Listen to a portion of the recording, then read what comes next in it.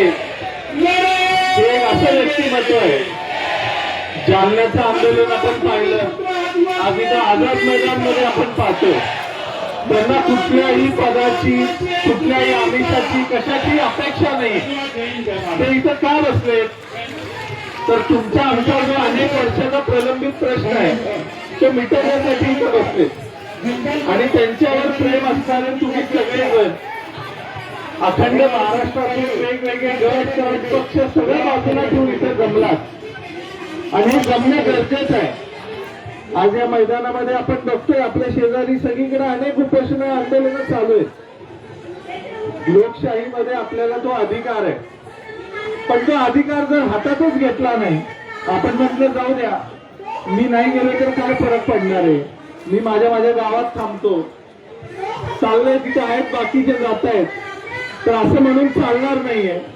हा लढा जोपर्यंत आपण प्रत्येक गाव खेड्यापर्यंत नेणार नाही तोपर्यंत या लढ्याला महत्व येणार नाही आणि तोपर्यंत दीपक भाऊंना बळ मिळणार नाही.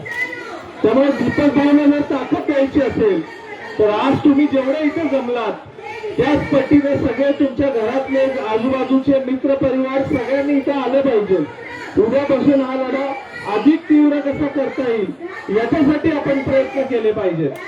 आणि आता मला तुम्हाला हेच सांगायचं आहे, आझाद मैदानमध्ये मी मागे जालन्याला सुद्धा हेच बोललो होतो, आपण येऊन बसतो, लोकशाहीच्या मार्गाने आपण उपोषण करतो, आंदोलन करतो, आपण इथं आत मैदानात बसलोय, बाहेर पुढाऱ्यांना काही फरक पडत नाही. सत्तेत बसलेल्या नेत्यांना, आमदारांना, खासदारांना त्याशी काही देणं घेणं नाही. बसू दे म्हणतात, काय महिनाभर बसू दे, आम्हाला नाही फरक पडत. त्यामुळे ह्या वेळेला जर या मंत्र्यांनी, आमदारांनी, सरकारने जर आपल्याला न्याय दिला नाही तर आता अधिवेशन संपतंय. हे लोक कशा घरी जाणार नाहीत, हे लोक कशा आपापल्या मतदारसंघात जाणार नाहीत याच्यासाठी आपण प्रयत्न केला पाहिजे. प्रत्येक आमदाराला, प्रत्येक खासदाराला त्याच्या मतदारसंघात आणून जाब विचारायची तयारी आता समाजाने ठेवली पाहिजे. अधिवेशन चालू होतं, अधिवेशनामध्ये किती लोकांनी आपला मुद्दा मांडला, किती लोक बोलले. त्यामुळे मतदान करताना जी लोक तुमच्या दारी येतात, तुम्हाला सांगतात की तुमचे प्रश्न आम्ही सोडवू, आणि विधानसभेत, विधान भवनात गेल्यानंतर तुमच्या प्रश्नाचा सविस्तर विचार करतो, त्या आमदारांना, त्या मंत्र्यांना प्रश्न विचारायची वेळ आलेली. त्यामुळे इथं तर हे चालू आहे, तेवढ्याच ताकदीनं आपापल्या मतदारसंघामध्ये, आपापल्या भागामध्ये तुमच्या लोकप्रतिनिधींना प्रश्न विचारायची ताकद ठेवा. आणि आता अधिवेशन संपल्यानंतर जेव्हा ते मतदारसंघात येतील, प्रत्येकाने आपापल्या मतदारसंघात आपापल्या लोकप्रतिनिधीला घेराव घालायचा.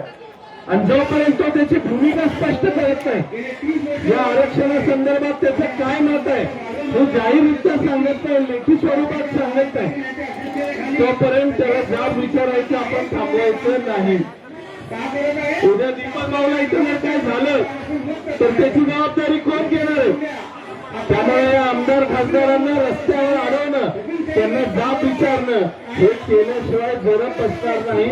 आणि हा जो माणूस आपल्यासाठी इथं संघर्ष करतोय त्या माणसाचा आपण विचार केला पाहिजे.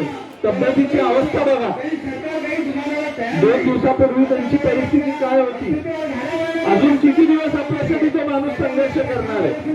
आपण त्यांच्या पाठीशी उभं राहणं आपलं कर्तव्य आहे की नाही हे मला प्रत्येक समाज बांधवाला विचारायचं. त्यामुळे ताकदीनं आपापल्या भागामध्ये लोकप्रतिनिधींना घेराव घालण्याची तयारी इथून पुढे ठेवा. पुढच्या ज्या काही सूचना दीपक भाऊ आपल्याला देतील त्या सगळ्या सूचनांचं आपण पालन करूया. आणि इथं कुठलीही मतांतर न आणता एका झेंड्याखाली जर आपण प्रयत्न केला तर निश्चितपणे आपल्या लढ्याला यश मिळेल. इतकं मी सांगतो, जास्त वेळ मी बोलणार नाही, इतकं बोलून मी थांबतो. धन्यवाद. जय मल्हार, जय महाराष्ट्र.